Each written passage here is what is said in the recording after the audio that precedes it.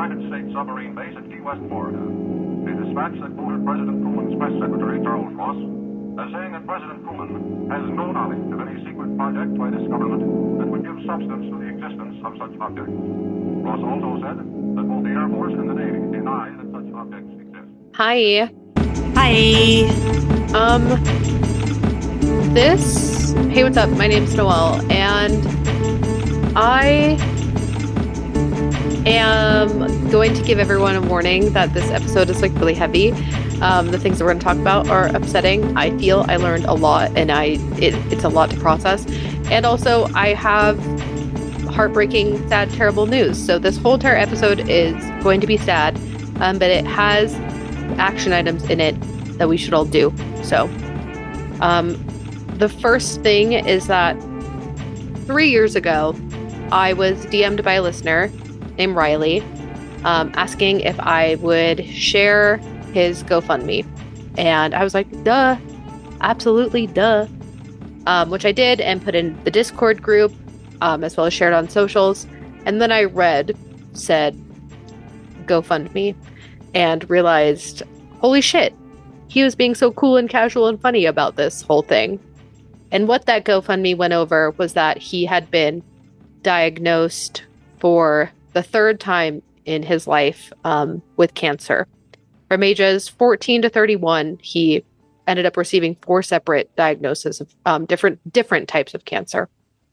And over the weekend, I got an update on that GoFundMe. And of course, as we all do, whether it's a friend, someone we know, someone we don't know, an animal, whatever that amount was that we donated, we always expect to see those updates. Hey, they're doing so well. Thank you so much. Unfortunately, that was not the update that we all got. The update was that on June 3rd, Riley passed away after battling different types of cancers his entire life. And whenever people say battling cancer, it's interesting. It's like a weird saying that we use. And even as I say it, I'm like, that's such a weird thing to say. Because yes, like your body is at war, but your life still goes on. And his life very much did.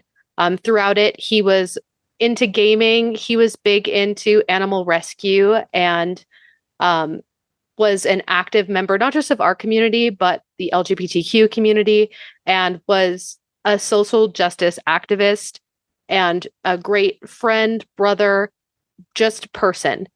So while he battled this his whole life, he was also just living it to the fullest and living it with kindness and love. And it was, this was like heartbreaking, terribly sad news to read. And of course, in his fashion, it ended by asking anyone reading this to donate to St. Jude's Cancer Institute for continued research, or to donate to your local no-kill animal shelter, because that's what he would want you to do with any money that you were even considering giving to him. So this is our big hail and rest in so much power and peace to Riley. And we ask anyone who has the means to donate to your local non-kill animal shelter in his honor. So, yeah. Oh, I'm sorry that got weirdly emotional for me. Yeah, it's a little community that we have built here, and when someone struggles, it hits us hard, and then when the struggle has to end, it's even worse. So we definitely care. We definitely give a shit. So I think that was so beautifully and eloquently said, Noelle. So thank you for letting everyone know, keeping it in the know. Yeah, of course. So anyway, who are you? I'm Chelsea, and I am always humbled all the time by not only Noelle, but the podcast that she built and graciously let me be a part of. So thank you. Oh, get out of here. No. No. I actually don't. But yeah, super grateful to everyone in this community. And yeah, speaking of Grateful to this community. I dug into a topic that has been eating at my brain like RFK's brainworm for weeks, months, years. I think we've talked about Reaganomics in passing on this podcast, obviously, because anytime we talk about something negative, it can always be brought back to that. But I don't think I fully comprehended or realized to what extent that truly meant.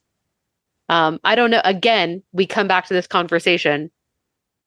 We both went to public school and in America, sorry to say. And there was such obviously American bias in the things that we were taught. Even though I lived in a liberal state for majority of my life. I went to school in California. It was still very like American biased, pro-America. We did everything right and great and awesome. And one of them, especially in California, was Ronald Reagan. So what is your knowledge coming into this? Yeah, Reagan. I think my first big introduction to him was when I started debate in high school, and we had to argue about Reaganomics at one point, and I was like, "What the fuck is Reaganomics?" And that was like my first introduction, but it was presented in such a way, even then, that the distribution of wealth from the top down made sense. It was still when the United States was very much like pro-repub. 9/11 had kind of was still fresh and new, even though it'd been a few years at that point. Mm-hmm. So it was still a weird era where you didn't really shit on the president too much. Yeah. Yeah. I feel like I would agree to that. I feel like anytime Reaganomics or like trickle-down economics was presented in a history context, it was always in a positive light. Yeah. And it wasn't look what he did. He freed up the economy. Yeah. So I guess let's dig into it, because I would not be pressed to say that is not the fucking case. No. So let's learn a little. Buckle in. Ronald Wilson Reagan, loser, nerd, was born February 6th, 1911, in his family's apartment in Tampico, Illinois, to father Jack and mother Nell Clyde Wilson. Also, Nell was such a weird name to see because it's like my name minus the O. Yeah. Weird. Nell was a part of the Disciples of Christ, which is a spin-off of Protestantism that focused on social issues like racial justice and civil rights, gender equality and women's rights, poverty alleviation, support for labor rights, access to healthcare, the reductions of arms, environmental protections, etc., etc., etc., etc. Like, do we get the picture I'm painting? He was raised in a religious household, but this was like a progressive religious household. Like your classic, yeah. Yeah. And Reagan would go on to say that his religion was heavily influenced by her. And he would also say that his family single-handedly survived the Great Depression because of Democratic President Franklin D. Roosevelt's New Deal programs. And this would be what made him initially a Democrat. Did you hear that ding? No. Okay, thank God. Why?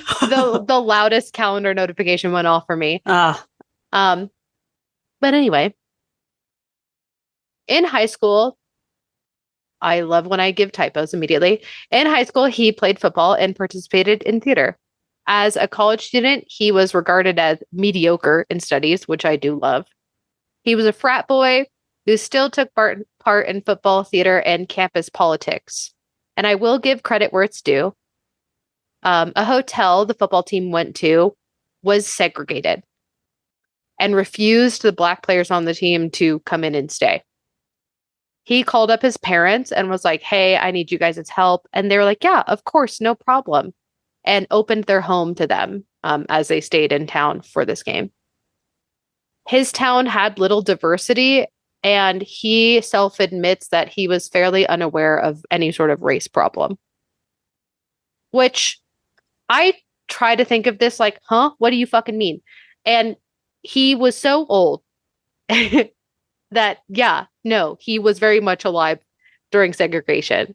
And if there was no diversity in his town, there was no social media, and they were not televising it, he would really probably have like no idea unless faced with it.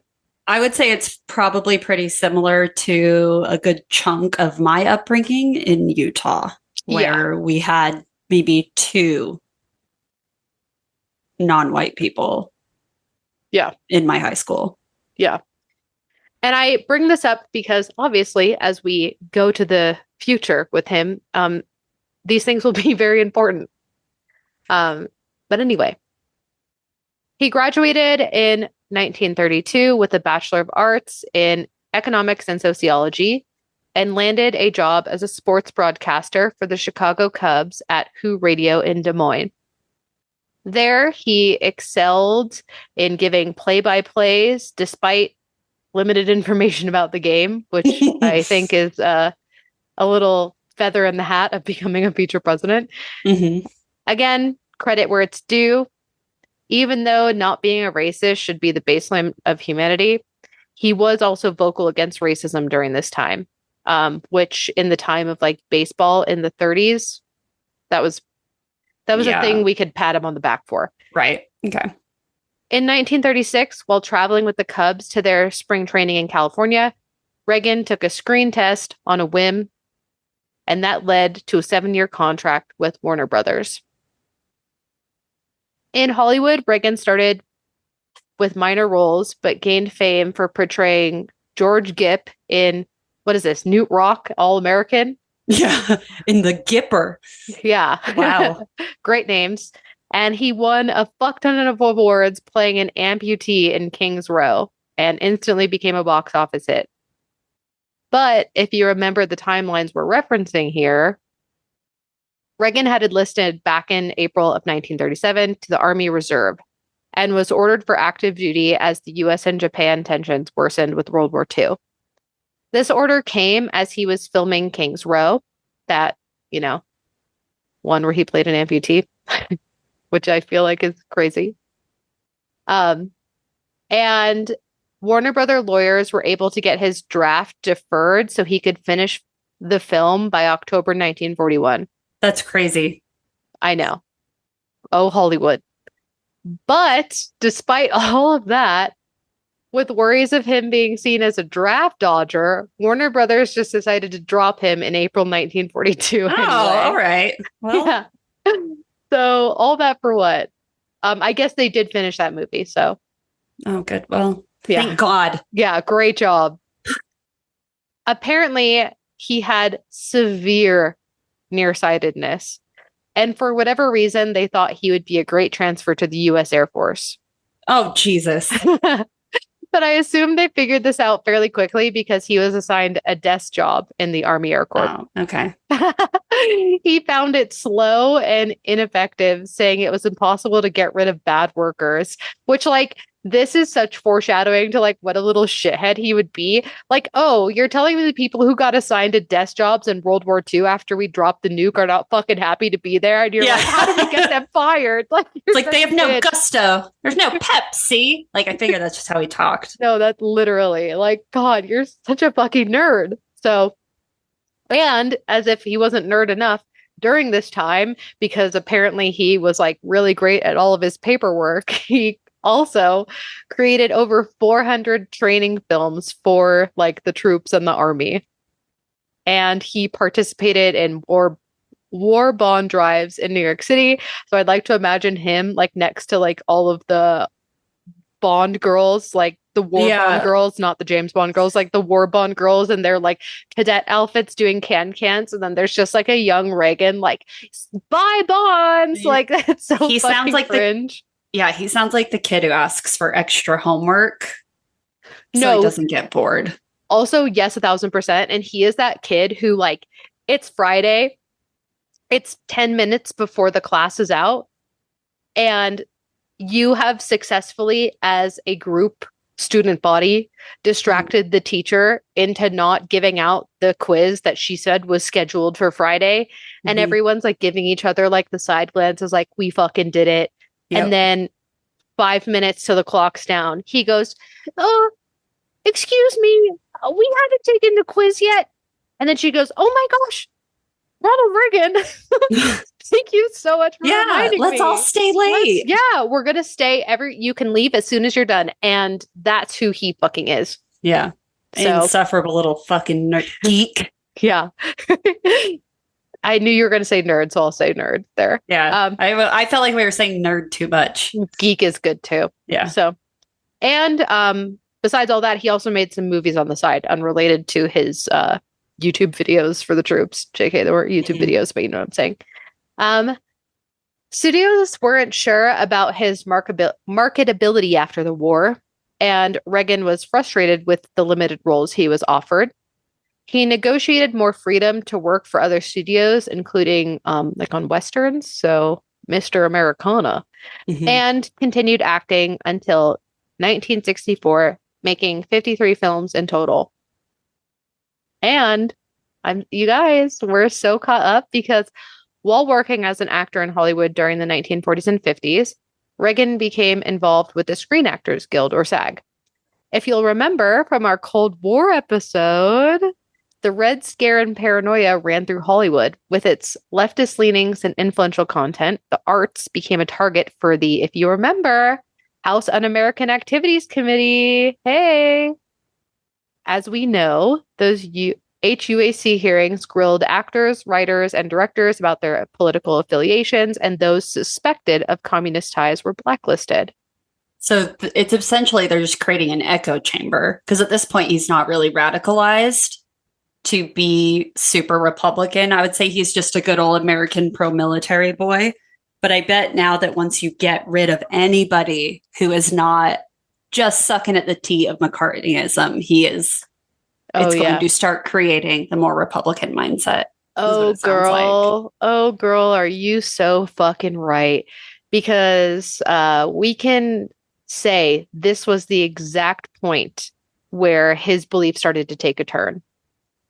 Reagan served 2 terms as president of the Screen Actors Guild from 1947 to 1952, and again in 1959 to 1960. He began to buy into the paranoia hook, line, and sinker. He believed communist influence within SAG was hurting actors and the industry. He testified before the HUAC, identifying what he saw as communist infiltration within the guild. His opponents in the guild would say that they blamed him for exaggerating threats and fueling the fire. And unfortunately for us, the man who was once a pioneer for social justice reform and benefited from social programs himself just dug in and swallowed down whole Red Scare propaganda and caused him to become increasingly critical of labor unions and what he saw as big government interference. Well, it's easy to shit on the stuff that you don't need anymore. Right. Yeah.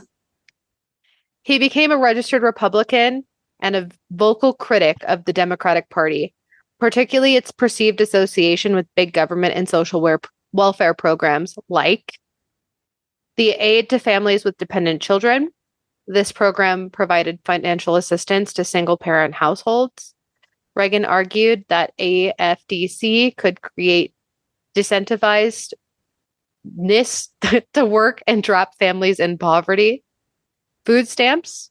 This program provided coupons for low-income families and individuals to purchase groceries. Reagan expressed concerns about political or potential abuse and inefficiency. The Comprehensive Employment and Training Act.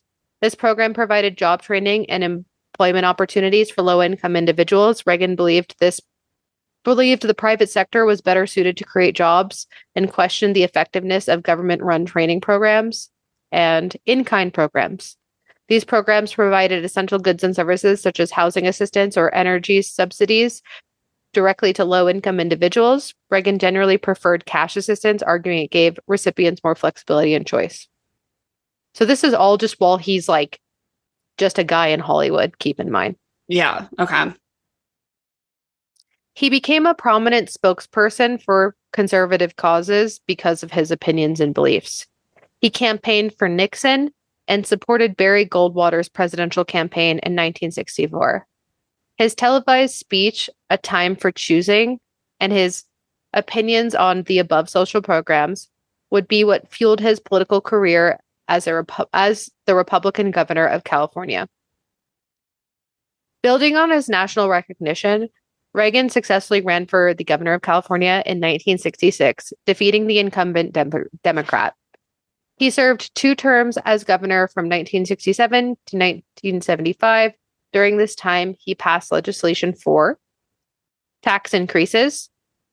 Though a fiscal conservative, later, Reagan approved tax hikes in his first term to address a budget deficit, and this obviously contradicted his anti-tax rhetoric.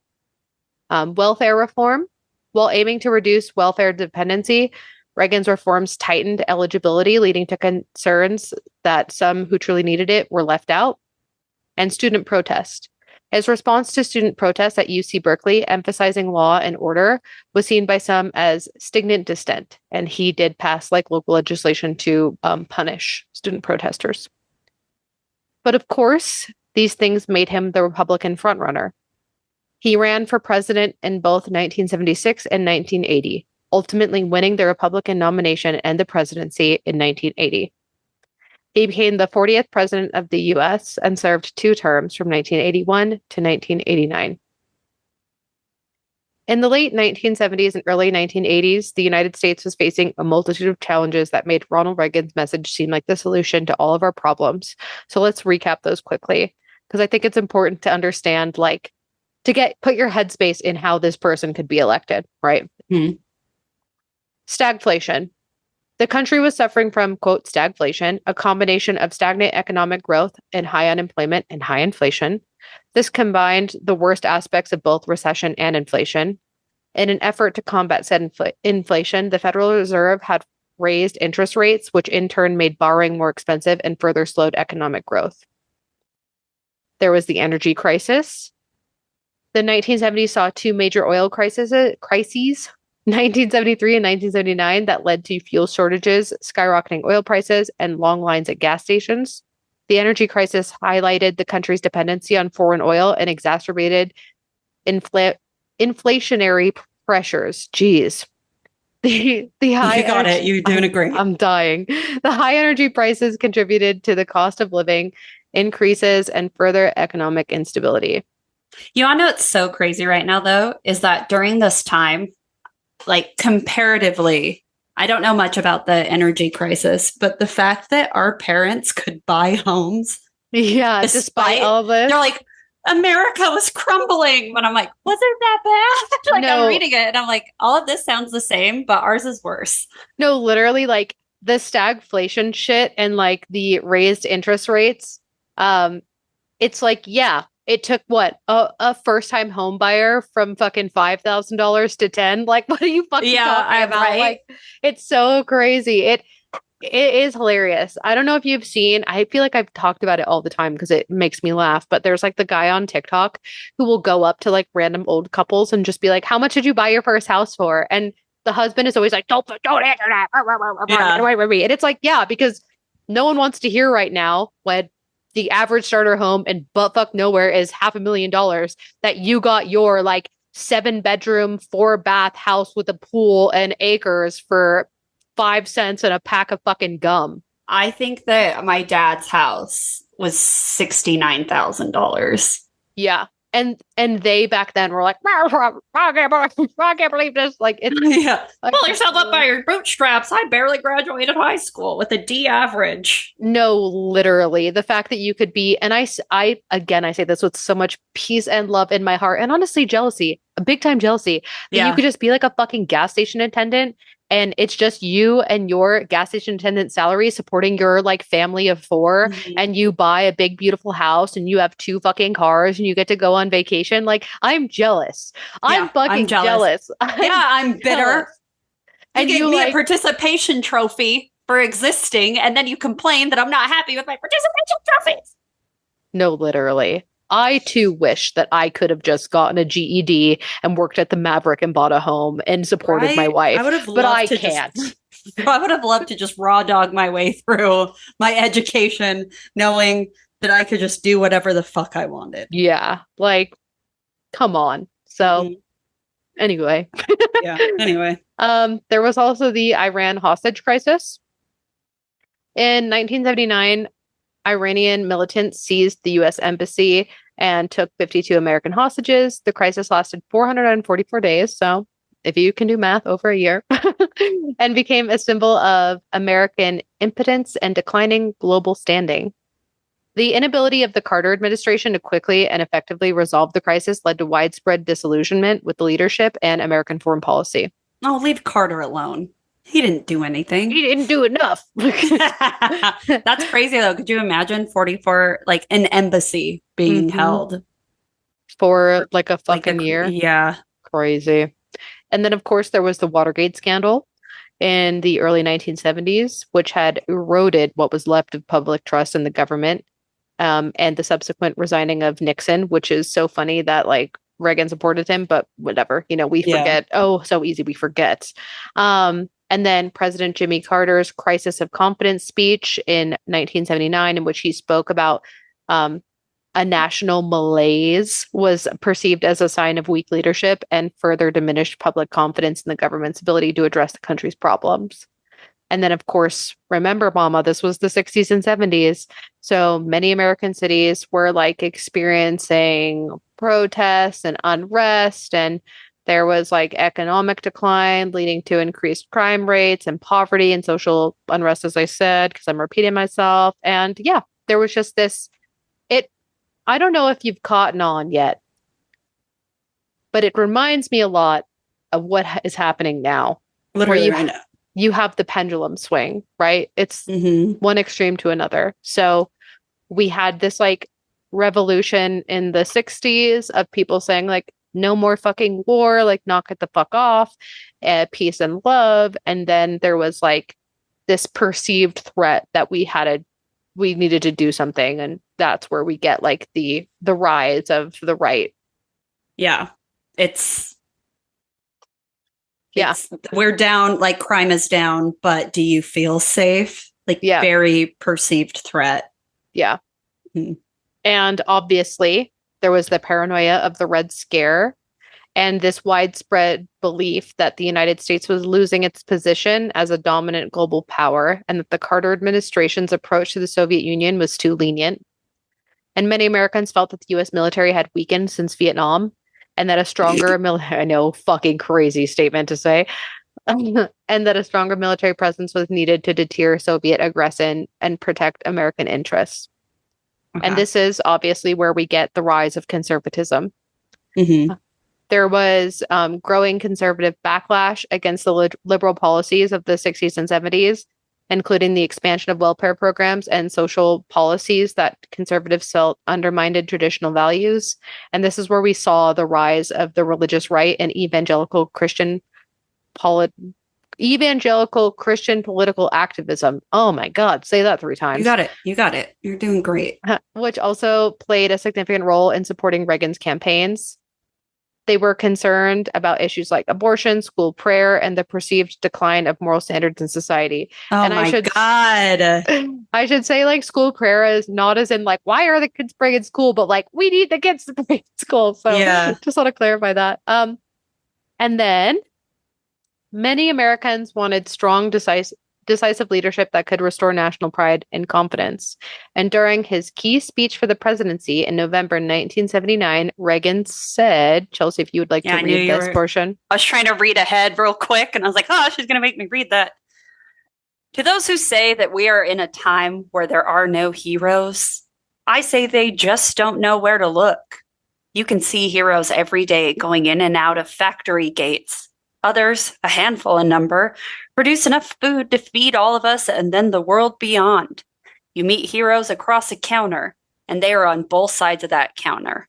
There are entrepreneurs with faith in themselves and faith in an idea who create new jobs, new wealth, and opportunity. There are individuals and families whose taxes support the government and whose voluntary gifts support church, charity, culture, art, and education. Their patriotism is quiet but deep. Their values sustain our national life. I have seen the spirit of America throughout my life.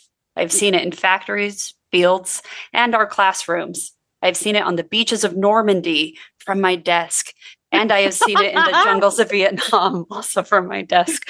I believe that America can be better than it is today. I believe that we can make America great again. I believe that I can put my nose up Trump's buttery little butthole and just lick with careless abandon. You're exactly right, Chelsea, because I don't know if you fucking caught that, dear listeners, but Make America Great Again was not a Donald J. Trump original. It was ripped from the speech and campaign of none other than the American demon, Ronald Reagan. He would use the phrase as the platform to get voters who were dissatisfied with the economic and political situation at the time. He used it again during the Republican National Convention in 1980, further emphasizing his theme, suggesting that America had lost its way but could regain its former greatness. He emphasized traditional American values, including family, patriotism, and faith, and sought to appeal to conservative voters who felt that these values were under attack. Let me just go ahead and talk this out real quick. Yeah, hit me with it. Isn't it interesting? Interesting how the conservative, right, and religious have always been under attack throughout history, even though they have always been the mass majority with the power. Isn't it interesting that they are always under attack? That is interesting, Isn't Noelle. it interesting? That is interesting. Why do you think that is? I can't seem to figure it out. And I also can't seem to figure out if we're making America great again today, and they were also making America great again in like the 80s, then like when was it good? I think, and now correct me if I'm wrong, they want America to go back to the time where the only thing you had to be impressive is own land. And they could control their women's, and they could control anyone who didn't look like them of Caucasus European descent. Yeah, because I'm trying to think, like, I'm trying to do some math. Like, okay, so Make America Great Again. And if we go back, when was the again? Okay, it wasn't like in the 70s and 80s. So I'm like, what's the again from there? Was it like the Maybe 40s World and War 50s? II? Like, so when we were like segregating the country and was that, and we were like dropping nuclear weapons? Was that it? I think that's it. I think maybe. It's just very interesting to me. So anyway, I just wanted to maybe like try to figure it out, but again, I just can't. Reagan's personality and common man communication skills maybe seem familiar, allowed him to connect with voters on an emotional level, presenting himself as a leader who was a change of pace that represented them. Yeah, he's not a politician. He's an actor. He's just like you and me, an actor in Hollywood. But yeah, he's a veteran from a desk. Yeah. Impressive. Or don't you feel like he understands you? So, other slogans he ran on and with were, quote, "Are you better off than you were 4 years ago?" Which I don't know if you guys watched the presidential debates, but another remixed and reused phrase. And then a certified banger on the Reagan side, "Peace through strength," which is crazy. Yeah. That's like the V for Vendetta one. What is it, like peace through strength, strength through like fear or something? Like they progress up to that, like lead or power through fear. It starts out with very similar. Oh, absolutely. Yeah. Oh, and you will understand why he ran with peace through strength when we get down to a military budget. But anyway, yeah. Another slogan I'm going to drop here just in case we see a little orange man use it in the future is "Let's make America proud again." So keep that one in your pocket as well. So now let's jump to talk about what happened after he got elected, because I hate to say he did. Reaganomics, or I know, scary. Jump scare. Or supply side economics. Reagan's tax policy was rooted in supply side economics, which says that reducing taxes on businesses and individuals, particularly those in higher income brackets, this will stimulate economic growth. The theory suggests that if people and companies, and by people I mean rich people and companies, have more disposable income, they will spend and invest more, leading to increased economic activity and ultimately more job creation and tax revenue. Interesting. And this is where we get the Reagan, quote, trickle-down economics theory. Yeah. Mm-hmm. The idea here is that the benefits provided to the wealthy and businesses will eventually, trickle down to the broader economy.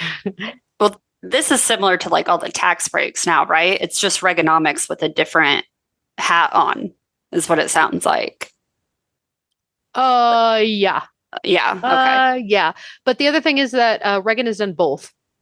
So not only did he provide tax breaks with the idea that, like, hey, if we let wealthy and businesses like have more money, you guys, like, it's going to go to you, Mr. Coal miner and factory worker. Like, I promise. And now, like, the promise has been proven a lie. Now it's just like, but like, we need to support American industry here. And like, that's why they need to have tax breaks now. It's just like goalpost moving. So, right.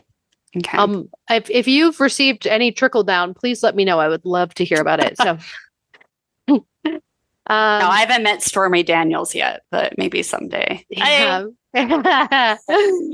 Hey, he did not pay her. Okay, it was his lawyer. By reducing the tax burden on higher earners and corporations, proponents like Reagan himself believed it encourages investment in new ventures. So obviously, everyone benefits.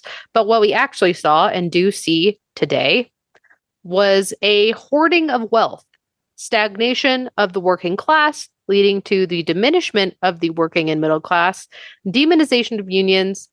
And this is what single-handedly allowed for businesses to monopolize and destroy the free market. Yeah. So let's talk about what they are.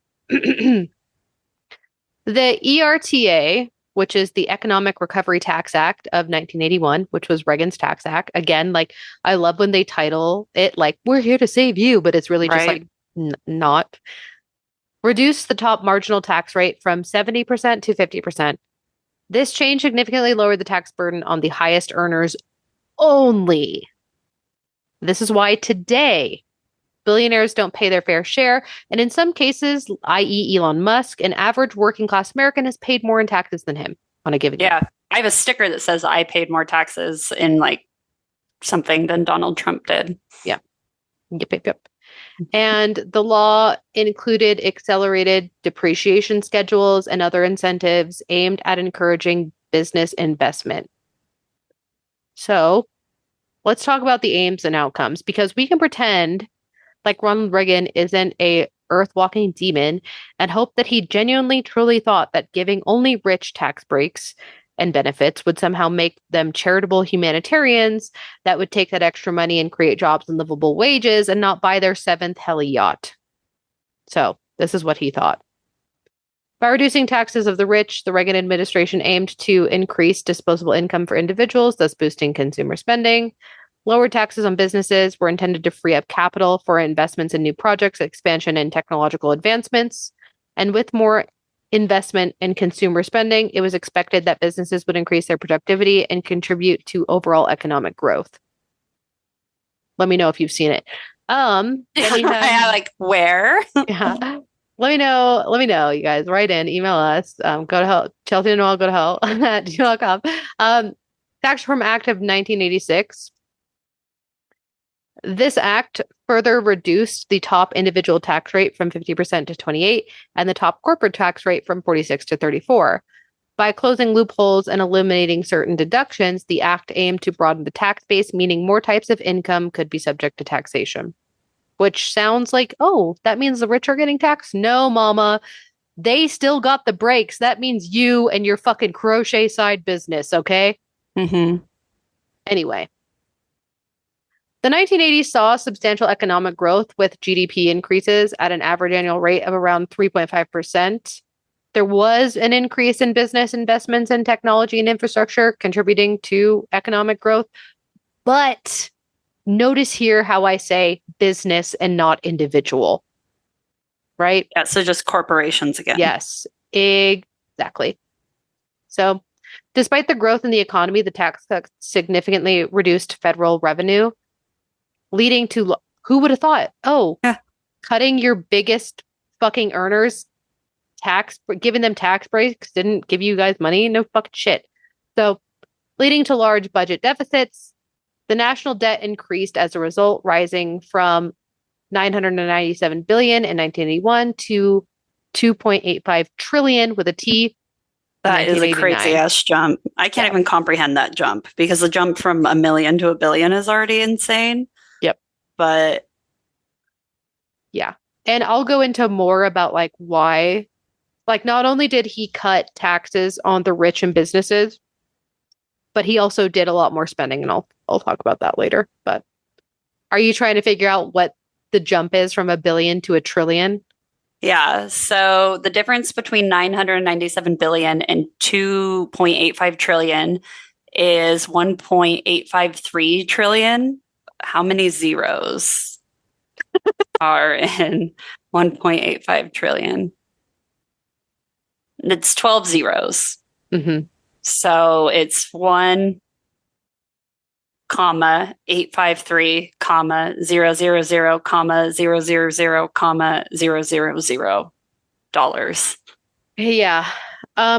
We've talked about it a lot that like growing up, people would be like, I want to be a millionaire. No. I mean, there's a Bruno Mars song. I want to be a millionaire. So fucking bad. But a millionaire isn't even anything. No. Anymore, because now it's billionaires, and our tiny little fucking working class brains can't comprehend that. You're living in $1 million apartment right now, babe. No, literally. It's crazy. You got crackheads scuttling across the ceiling every night. Yeah, I had to pick up with gloves fucking heroin on a piece of tinfoil in the walkway so my dogs didn't eat it. And I still don't understand what $1 billion is. So imagine $1 trillion. I can't. So anyway. The Reagan administration also, if you couldn't guess, weakened unions through legislation and policies that made it harder for workers to unionize. And unions traditionally helped negotiate higher wages and benefits. So this decision declined in their ability to have bargaining power, which is awesome. The rise of globalization during the Reagan era increased competition from countries and lowered labor costs. So again, this is while like, yeah, these companies are thriving, we are once again like fucking up our middle class. And this is what like led to job losses in manufacturing and like other sectors and disproportionately impacted blue collar workers. It's like Sheen took over everything. Like they exploited the poor who couldn't unionize, and then it eliminated the middle class. Yeah, exactly. And Reagan emphasized reducing government spending, especially on social programs, while increasing defense spending. Because remember, peace and power. He believed in shrinking the size of government and cutting back on what he saw as wasteful spending.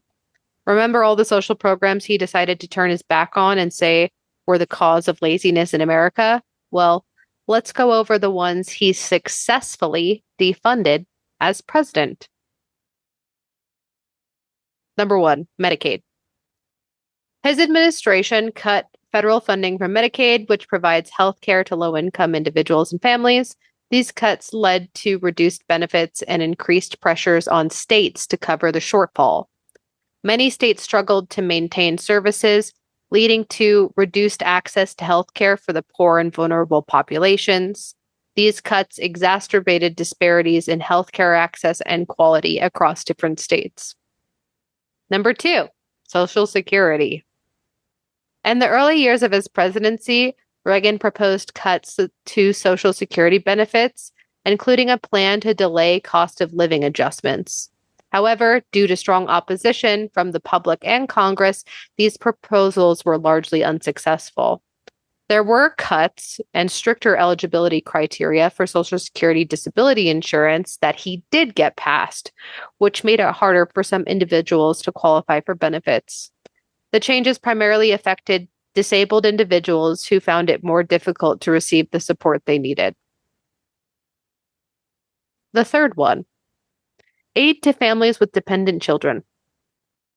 Reagan cut funding for AFDC, a federal program that provided financial assistance to low-income families with children. The administration also implemented stricter eligibility requirements. These cuts led to a decrease in support for families in need, increasing the number of children living in poverty. The reduction in aid also placed additional pressure on state budgets and social services again. Number 4, food stamps and SNAP. The Reagan administration made significant cuts to food stamp programs, reducing the amount of aid available and tightening eligibility criteria. These cuts reduced access to nutritional assistance for many low-income individuals and families, increasing food insecurity. Many people who previously qualified for food assistance were left without support, leading to increased hunger and malnutrition across the United States. Number 5, public housing and urban development. His administration cut funding for public housing programs and the Department of Housing and Urban Developments. These cuts reduced the availability of affordable housing and support for low-income households. The cuts led to a decrease in construction and maintenance of public housing units that had already existed, contributing to an increase in homelessness and housing instability. Many low-income individuals and families faced higher housing costs and reduced access to safe, affordable housing. And by safe, I mean not just like the infrastructure, but also heat and AC and clean water and power. Number 6, educational programs. He significantly reduced federal funding for education, particularly for programs targeted at low-income students. Programs such as Title I, which provided funding to schools serving disadvantaged communities, faced the most significant cuts. There were cuts to federal student aid programs, including Pell Grants and work-study opportunities for college students. These reductions affected the quality of education available to low-income students and increased the financial burden on families seeking higher education, leading to decreased educational opportunities and widening the educational disparities. This is also what led to predatory loans for people like us. Yeah, of course. Number 7, job training. This is the one I was waiting for. Job training. What? Why? What? Tell me. Because when you start to reduce the middle class by like eliminating middle class jobs, it's not bouncing people up into being rich. It's just forcing them down into this low income status. So now not only are you taking their jobs away, but you're forcing them into a situation where they're going to be more impoverished because there's no assistance for them. And you've stigmatized them immediately as being lazy. But like when you rob someone and take all of their fucking money and opportunity from them, is it laziness or is it victimhood? Like the mouse that gets eaten by the viper is not lazy by any means. And for this shit, it's like so crazy. Even now, like anytime somebody uses a government assistance, it's still stigmatized, even though the government had to nurse America back to health after the Great Depression. And it was okay then, but it's not okay now. Yeah, it's super interesting to look at these like numbered down, and we're like barely halfway through. There were 12 societally beneficial programs that the Reagan administration cut and annihilated to fucking pieces. And when we number them and we look at them and we break them down, it's very easy to like understand and consume it that like, holy shit, like he destroyed it. Like he destroyed the middle class, and then he annihilated like lower, more underserved peoples and communities. Like, yeah, exactly. and he took away programs to ensure that they would be stuck there. So like it's almost comical in a way to be like the only way you can like get up, it's not a ladder anymore. It's like cliff jumping. And the only way you can jump up is by like winning the fucking lottery. Like there were never bootstraps to pull yourself up from, but now they just don't even exist. Like even in a metaphorical sense, they're not even there. You can't even afford to buy the boots to pull the straps to get you up. Like it's just not. And it's so weird to live in this time and have this perspective and obviously have hindsight and to look at this and be feeling the effects of it then, now, and currently and in the future or whatever.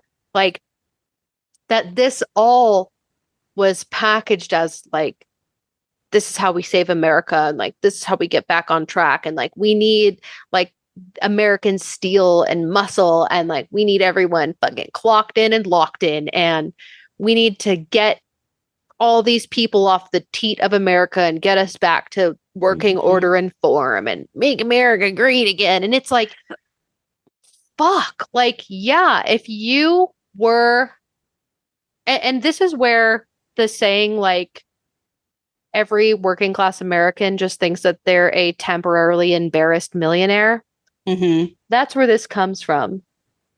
Because if you're in the tax bracket that was getting the kickbacks and benefits from the policy, you were eating it up, you were signing it off, you were pledging allegiance to it, you were like, fuck yeah, Ronald Reagan is the fucking man.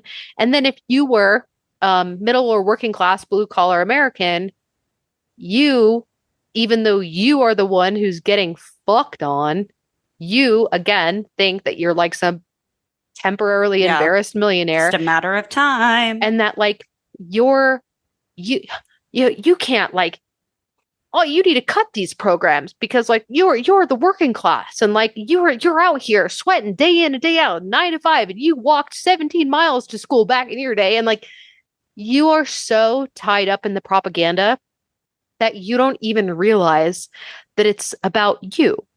That like you're the one who's going to get fucked on. It reminds me of even recently when the Biden administration had made comments about like raising taxes for a higher income bracket. And then all these motherfuckers with white refrigerators living in fucking apartments were like, oh, don't do that. And it's like, it's right. You are not going to be affected. You're not anyone. Yeah, you are not the target market. Yeah, I promise. You know what? I'm going to say something very brave. Fuck Please. Nancy Reagan. Oh, especially with the whole like don't do like just say we're gonna get drugs. We'll talk about that in a second. Please, because oh my god, you take away all these programs that benefit children and give them a leg up, and then you're like, JK, I'm gonna take your leg up, and instead I'm gonna give you a society based off of street transaction because you have no access to any structure whatsoever. Yeah, and we're gonna talk about education in a little bit, but okay. Yeah. So job training and employment programs. Number 7. The Reagan administration reduced funding for job training and employment programs, including the Comprehensive Employment and Training Act, which was eventually replaced by the less funded Job Training Partnership Act. These cuts limited access to job training and employment assistance for low-income and unemployed individuals, reducing their ability to acquire new skills and secure stable employment. Number 8, legal services. His administration cut funding for Legal Services Corporation, which provides legal assistance to low-income individuals in civil matters, including housing, employment, and family law. The reduction in funding limited access to legal aid for many low-income individuals, making it more difficult for them to navigate the legal system and protect their rights. Number 9, welfare assistance programs. Reagan reduced funding for various welfare programs which provide financial assistance and support services to low-income individuals and families. The administration shifted many programs to block grants, giving states more control over how the funds were spent, but often resulted in reduced overall funding and support. These cuts led to decreased access to welfare benefits and services, increasing poverty and economic hardship among vulnerable populations. And welfare programs don't just mean like, here's money. It means like housing, food, water, transportation, electricity, education, supplies, clothing, etc. Number 10, community development programs. Funding for the Community Services Block Grant, which supports local initiatives aimed at reducing poverty and promoting economic development, was significantly reduced. These cuts limited the availability of local communities to address issues such as poverty, unemployment, and inadequate housing, reducing the effectiveness of grassroots efforts to improve living conditions. Mental health services, number 11. Mm-hmm.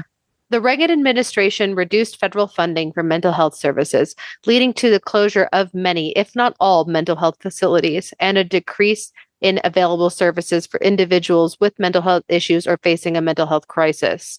The cuts are the direct reason to the increase in homelessness among individuals with mental health concerns and reduced access to necessary care and support services. Number 12, health and human service programs. Funding for various health and human service programs, including those providing support for substance abuse treatment, maternal and child health, and elderly care, were reduced. The reductions led to decreased availability of essential services for vulnerable populations, exacerbating health disparities and increasing the burden on local health systems. Dude, the fucking AIDS crisis during Reagan's administration, the fumble. It was almost like watching, I'm sure it was like watching a way more like COVID just amplified. Yeah. Because there was delayed acknowledgement, no funding, no leadership about it. They stigmatized it to just be about the LGBTQ community and did. Like, you still see that impact now, even socially, because how many people who could have been social leaders and driven the conversation for like gay rights died in the epidemic because it was limited to this tiny little thing where even people who weren't in that community who were affected were like, well, they must have been in the community. So we will just bury them under the stigma of AIDS and never speak of them again. Yeah, no, 1,000%. And we'll talk about the AIDS crisis and the Reagan administration in a little bit, but it's the reason why you can say, like, how many like older elder gays do you like see and know and hear about? Like, you don't, and it's right.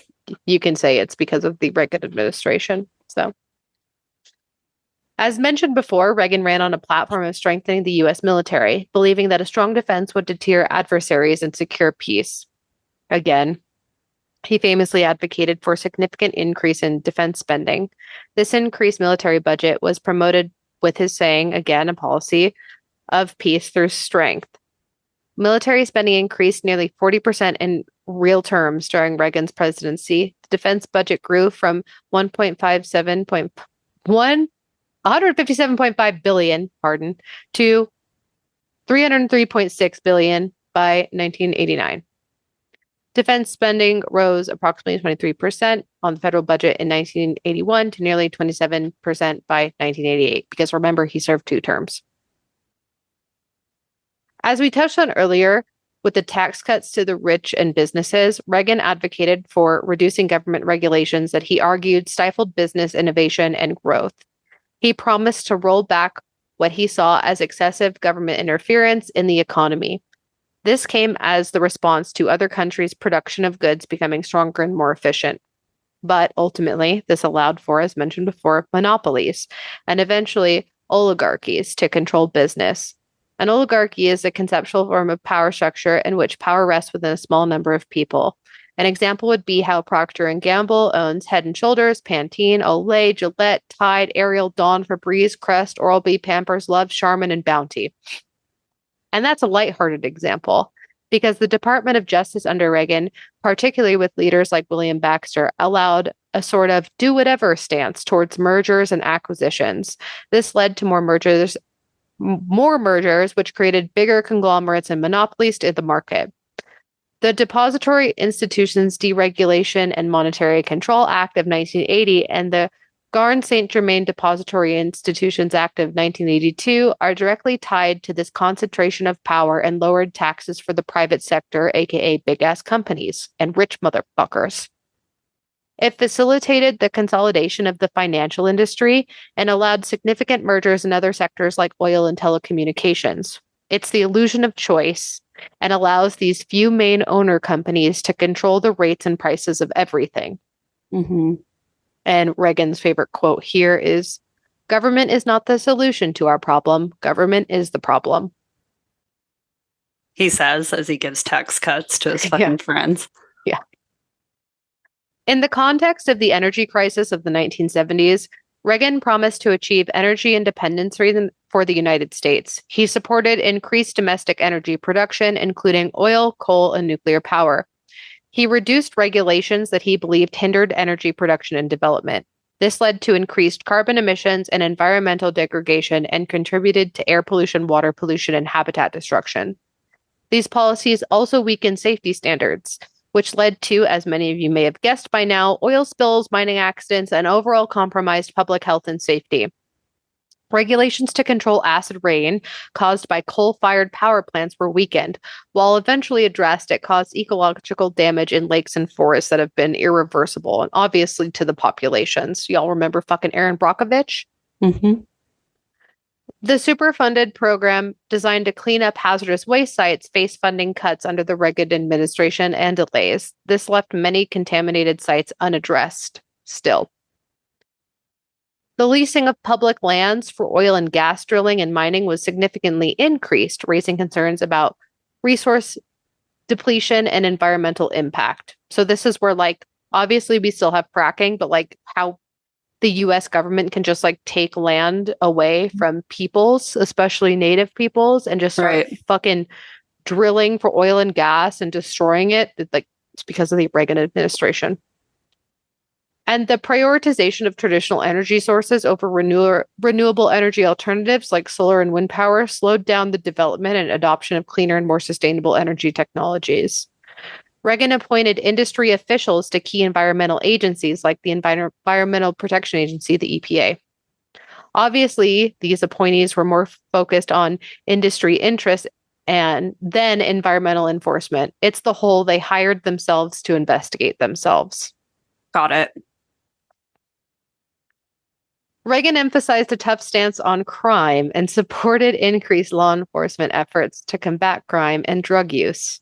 He escalated the, quote, war on drugs, emphasizing aggressive measures to tackle drug trafficking and use.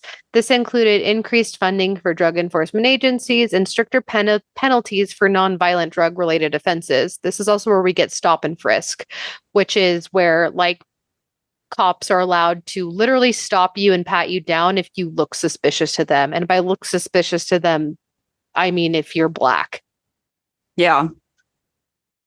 Gold medal dick sucker Nancy Reagan headed the Just Say No campaign, which went to all fucking schools and all age groups and said, weed will kill you.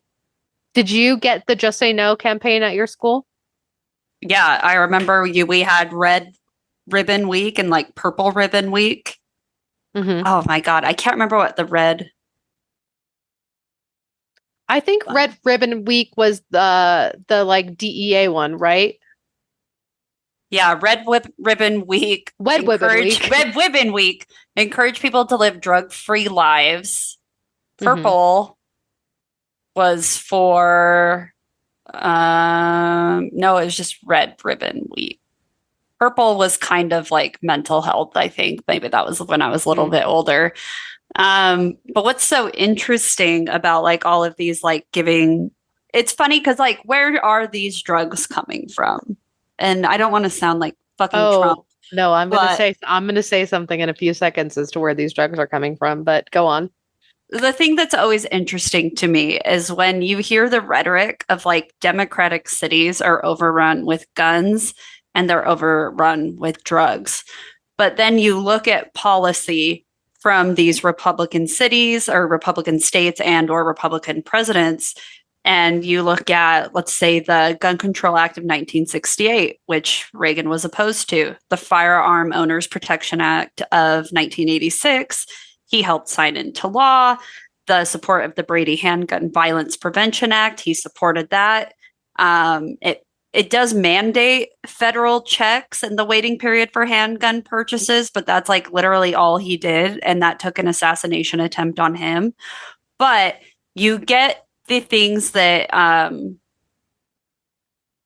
put provisions in that makes it easier for gun owners to transport firearms across state lines.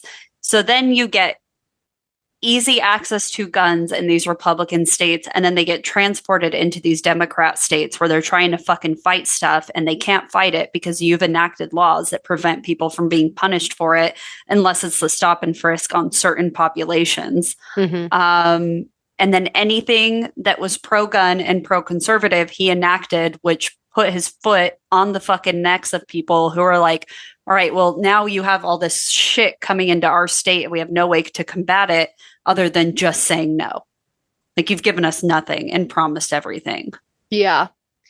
And it's not like when you take everything from communities, when you take their ability to just exist away, when you've diminished them to like nothing and have nothing, you've taken away their education. You've taken away their ability to get an education. You've taken away their ability to just sleep under a safe roof and have water and food and clothing.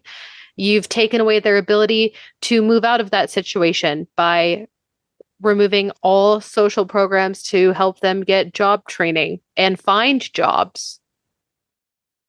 You can't also sit there and wonder, like, oh, why are these communities struggling with addiction? Why are these communities like harboring resentment and anger? Because you made them that way. Yeah, isn't it so interesting that you see these Karens running around in the wild, or people are like, well, if I see a protester, I run them over. But then you try to argue that any other infringed upon group of people respond with either drugs or violence or anything. And it's all of a sudden this concept that they don't understand anymore. And it's like, aren't you trying to run people down in your truck during the BLM protests? But you're telling these people that they need to follow the straight and narrow. Yeah. You're mildly inconvenienced. Yeah. They're being actively injected with syphilis in some places. And you're wondering why the discontent exists? Yeah. Yeah. No, 1,000%. So, besides fucking with school programs, these policies contributed to a significant rise in incarceration rates, particularly for drug offenses. And I should emphasize nonviolent drug offenses. And these drug offenses were everything and anything. And I'm talking about even a fucking joint. The administration supported mandatory minimum sentencing laws, which limited judicial discretion in sentencing and often resulted in lengthy prison terms for nonviolent offenses. So this is where, like, rather than a judge being like, oh, this is your first offense and you got caught with like a fucking half-smoked joint, like you get community service, you would still have to serve the same sentence as someone who was like cartelling fucking black tar heroin. This led to overcrowding in prisons and raised concerns about the fairness of sentencing. I want to add here that while tempting, I am purposefully not going to cover the CIA Contra crack cocaine controversy, but you can go and look this up on oig.justice.gov. Yes, the CIA did help to smuggle drugs into low-income cities across America to help Reagan's mass incarceration of underprivileged communities, but that could literally be its own episode, and it probably will be. But yes, when you, as we were talking about above, when you take everything away from communities and you are setting them up to fail and stay in a perpetual cycle of poverty and violence and suffering and mass incarceration, what do you do to help that along? You drop fucking crack cocaine into the goddamn neighborhoods through covert CIA operations. Let's go back to education. Reagan supported education policies that emphasized traditional American values, including patriotism, respect for authority, and religious teachings in school. He advocated for decentralizing education decision-making, favoring local school boards and communities over federal oversight and standardized curricula, aka it was up to the local schools as to what they would teach and what they would do. This led to disparities in educational quality and opportunities, particularly for underserved and disadvantaged students. Now let's think about this really quick, right? Because this like quote unquote limited government stance, right? The government shouldn't have any say in what you teach your children and what your children learn and what you eat and what you do, where you work and how you look. That should be up to you and like states' rights, right? Mm-hmm. But this like plays into Reagan's like bigger scheme where it's like they get the supporting and backing of that of like, get the government out of my burr, burr, burr, burr, burr. But all you're doing is continuing to obliterate those whatever little funding went to communities that you've taken away. So now that school that got no funding as a Title I school, who pays its teachers are already paid fucking nothing, but these teachers are paid even less than nothing. They have no school supplies. They have no books. They have no materials. There's not enough space for students. There's not enough teachers to teach. There's not enough food to give. You've taken away their food program. So you have kids who don't eat meals and come to school hungry.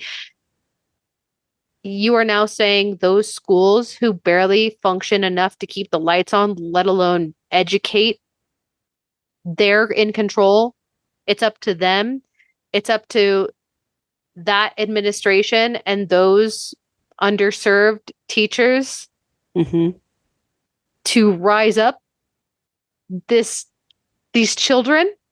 Like, no, it's so evil and perfect in that way that hiding behind like get big government out of here like that, you know what I mean? Like, yeah, we don't want that fucking government. Like by hiding behind that, like you are just able to fucking nuke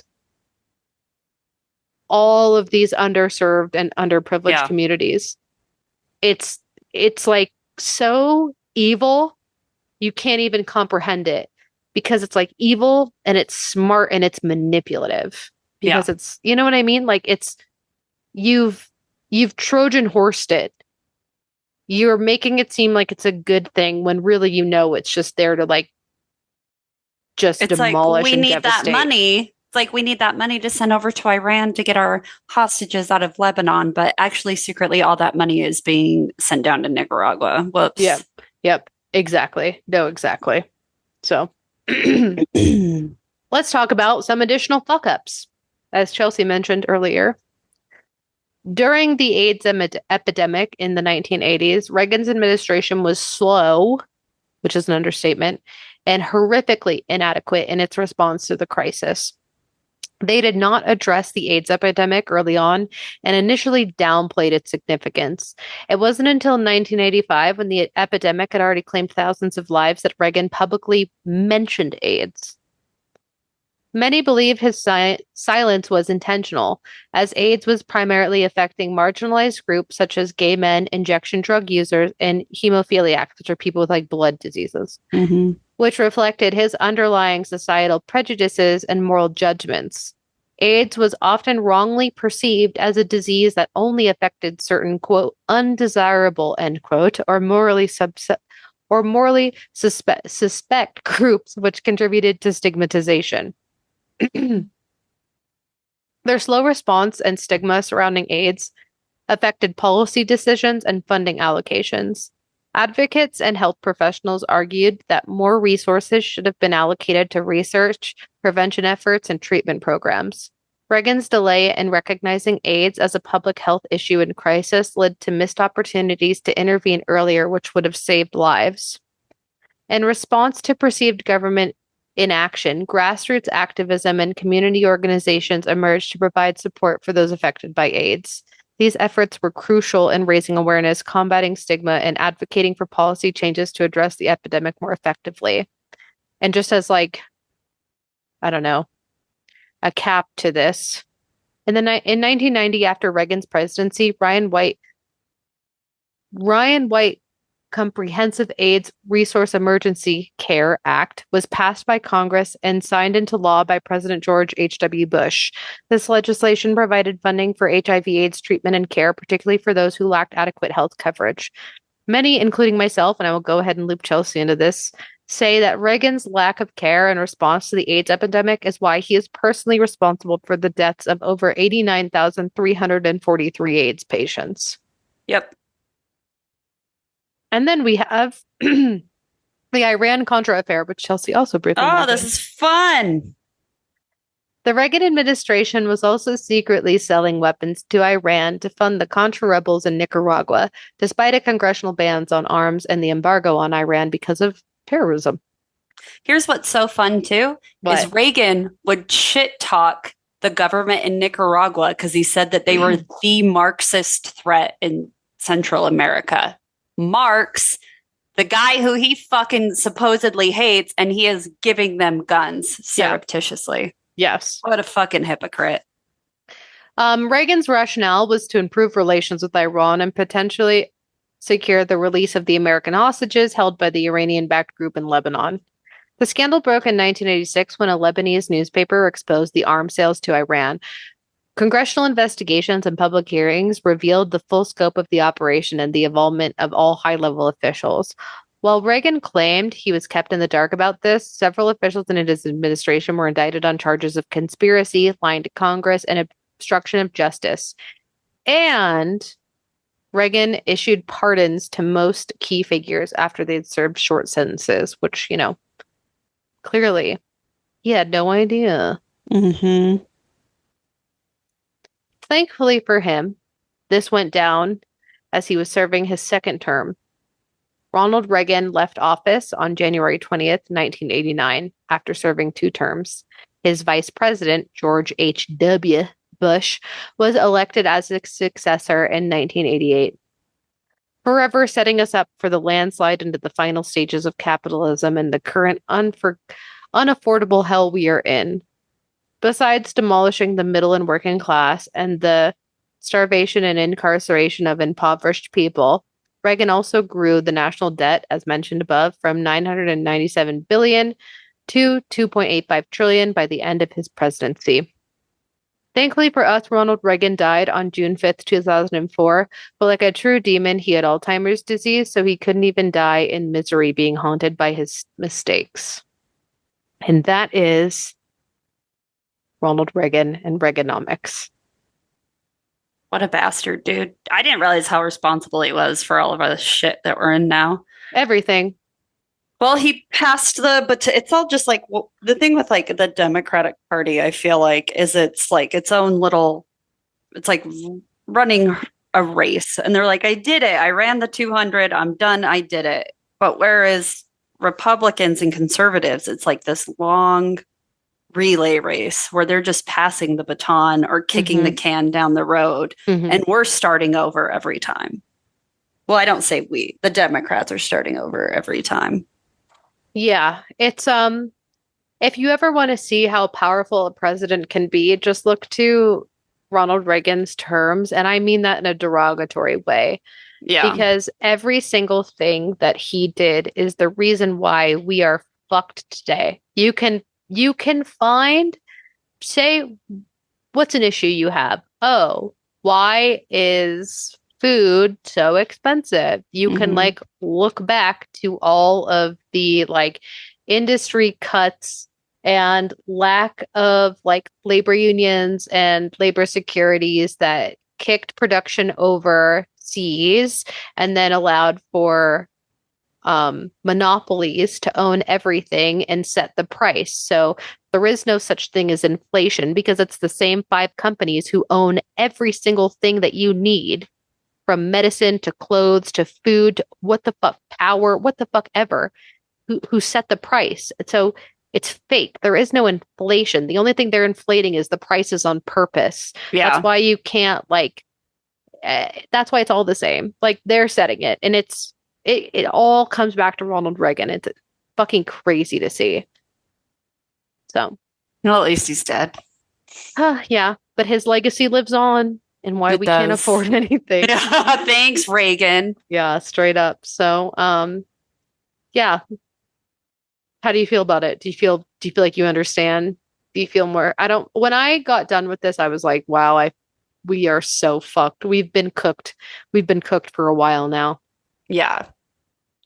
So Oh man, that was a depressing one. I know it. But speaking of things that can get you not depressed, we have a link in all of our bios.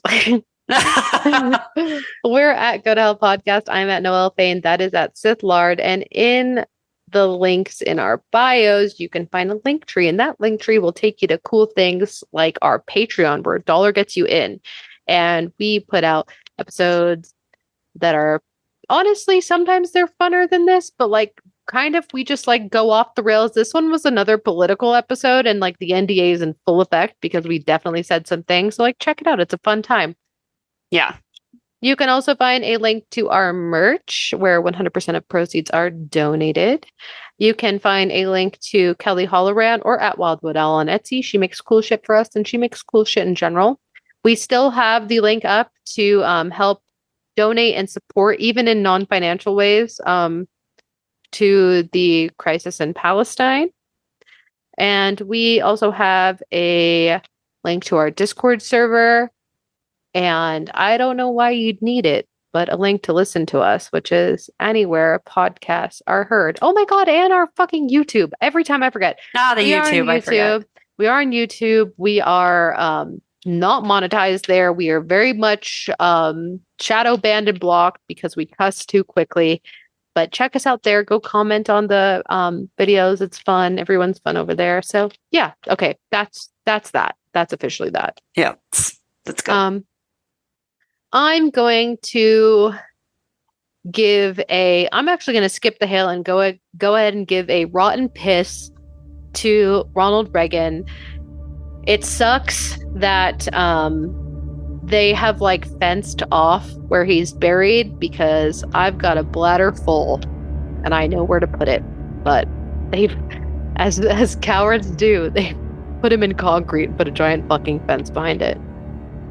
I'll say hail Riley for both of us.